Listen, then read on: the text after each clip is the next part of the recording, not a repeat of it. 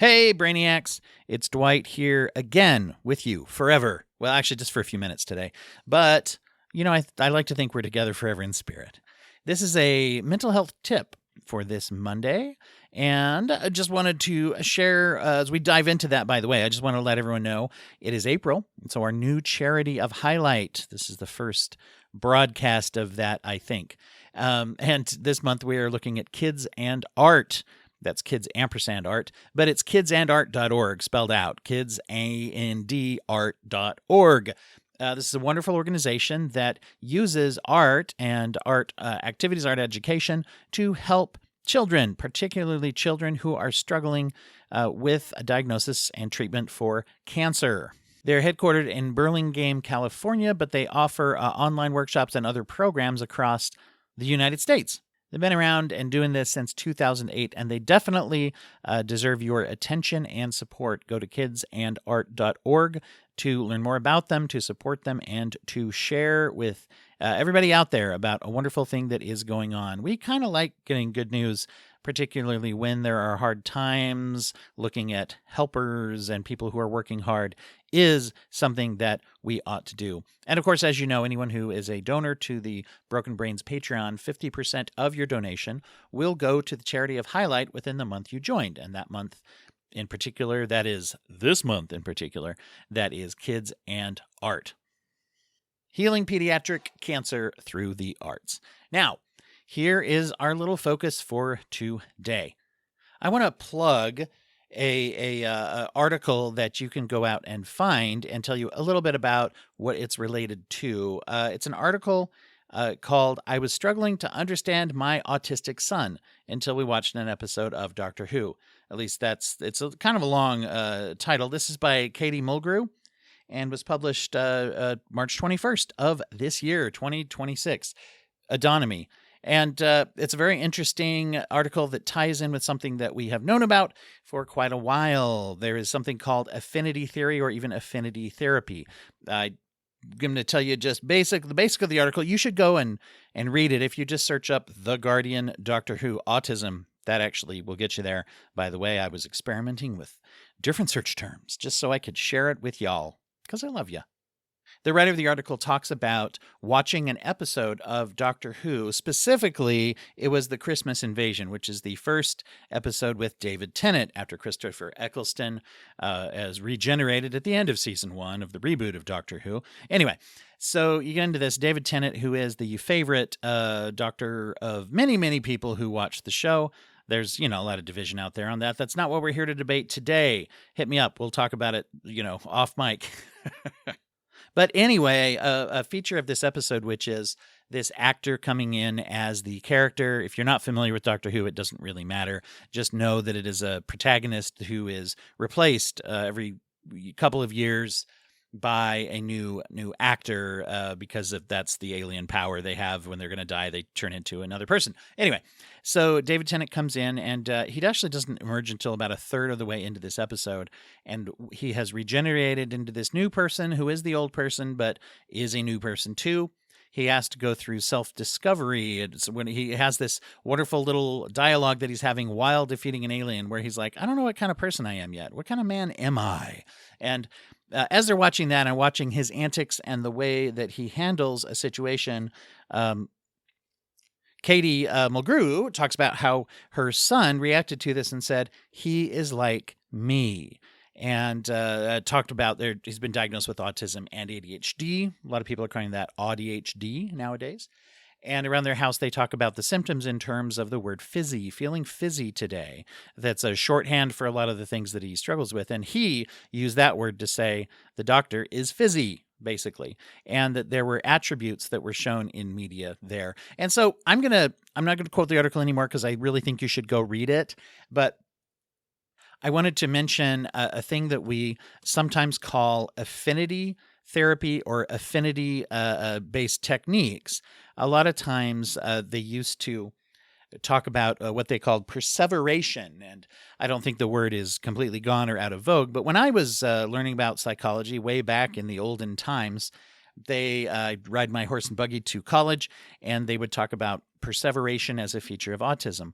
We tend to call it more things like affinity, or even just preferences or strong preferences, hyperfocus perhaps at some times. But basically, the reason for people talking about it differently is the idea of perseveration as a symptom was just an overall and abiding and sometimes obsessive interest in one particular topic or certain particular topics. Now, this goes back to some of the sort of stereotypical and even problematic beliefs.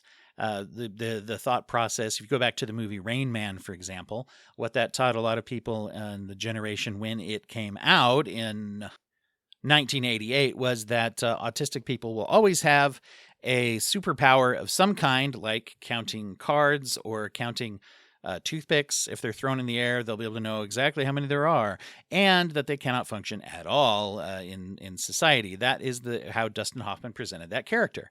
Now, you can get into, was that, forward thinking to include, was that, not, anyway, whatever. But the thing is that's a burdensome and problematic stereotype that is put on people to say like, oh, you're going to have some super, genius knowledge, but you're also going to suck at everything.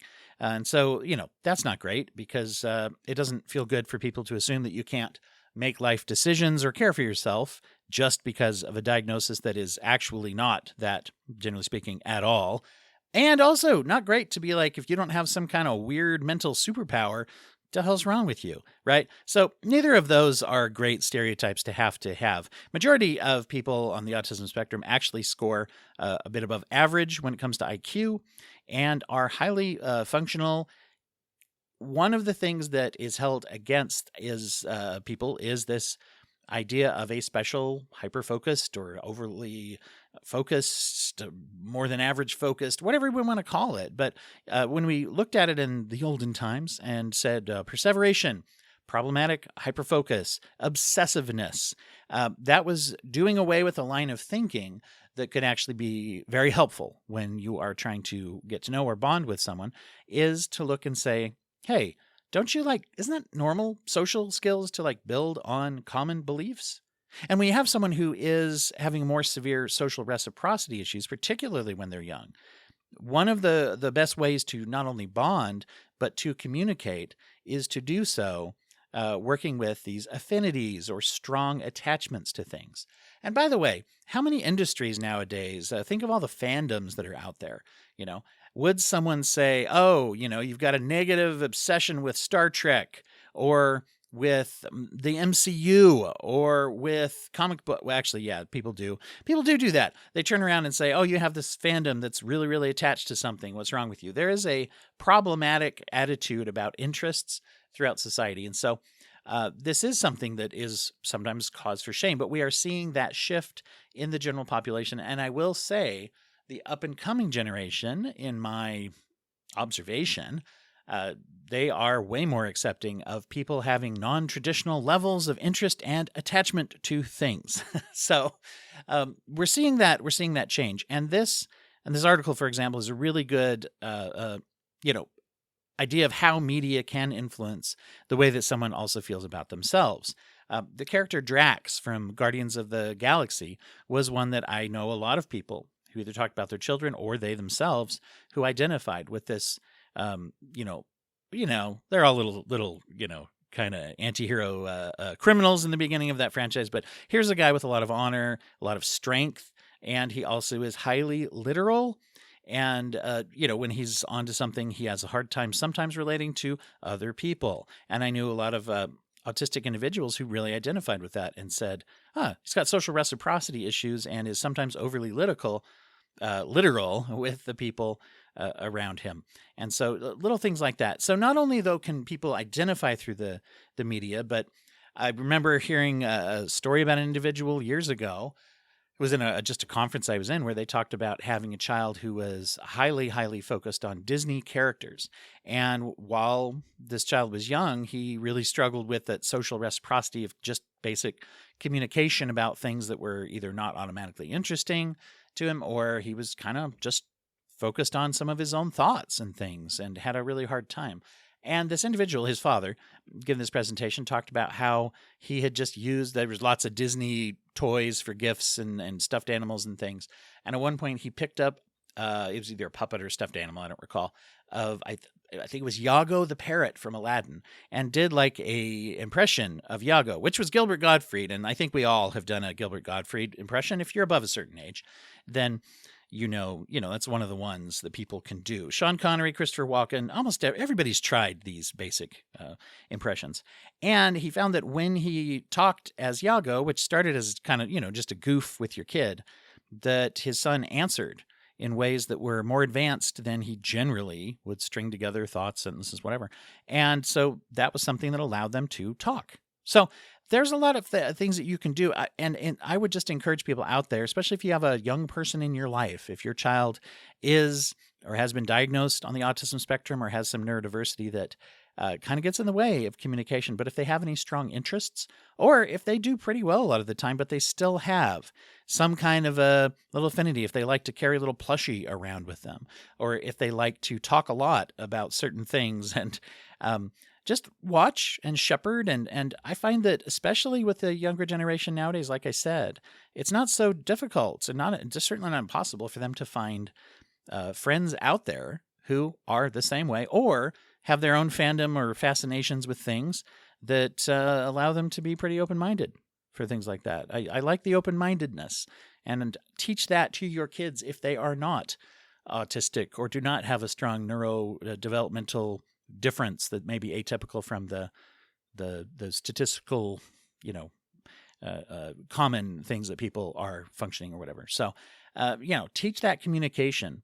Use that affinity. Get to know people where they are. And just in a way, this is just treating people like people, right? Instead of automatically disrespecting, especially if we happen to know they have a diagnosis and they're like, oh, they really like trains, huh? It's like, if you didn't know and they really like trains, maybe you just would say this is a person who likes trains, right? So anyway, that is our tip for today. Thank you, everybody, for listening to this. And tomorrow we will have a new episode of interview. And we'll look forward to that. Thanks, everybody. Bye.